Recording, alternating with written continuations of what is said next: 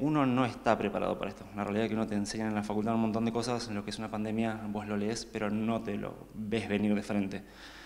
Cuando empezamos con los primeros casos, por desgracia yo fui uno de los primeros que empezó, enfrentarte contra el virus, que no sabes qué es lo que va a pasar, qué es lo que te vas a llevar a tu casa y qué es lo que el paciente te va a mostrar. Y enfrentarte con un virus que no había mucha información, no sabías bien el método de contagio. Entonces vos entrás y te encontrás con el primer caso, que lo tenés que tranquilizar al paciente, el paciente no respira, le falta contención, le faltan un montón de cosas y te procedes a intubar al paciente. Y a partir de ahí siguen el siguiente paciente y el siguiente paciente. Son un montón de cosas que ya después de 3 años uno todavía lo sigue viviendo.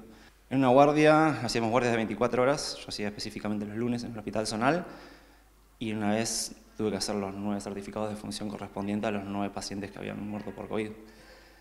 Y la realidad es que ver un paciente que se muere es un fracaso profesional, independientemente que vos sabés la complejidad del caso, vos sabés la complejidad de la enfermedad y quizá la falta de recursos, porque los recursos, si bien había, no eran siempre los adecuados. Entonces uno tenía que aprender a trabajar con cosas que quizás nunca trabajó y dar 9 malas noticias a 9 familias, eso uno se lo lleva.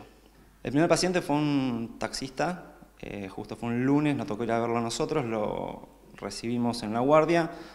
Lo que se tuvo que hacer que fue cerrar todo el sector de la parada de taxis que estaba justo acá en el sector de la Anónima y empezar a hacer el trabajo de epidemiología. La gente de epidemiología del hospital de Trelew, la verdad que hay que sacarse el sombrero porque un excelente trabajo para poder localizar los casos, los focos y los posibles sitios de propagación de la enfermedad y cómo ir conteniendo esas cosas.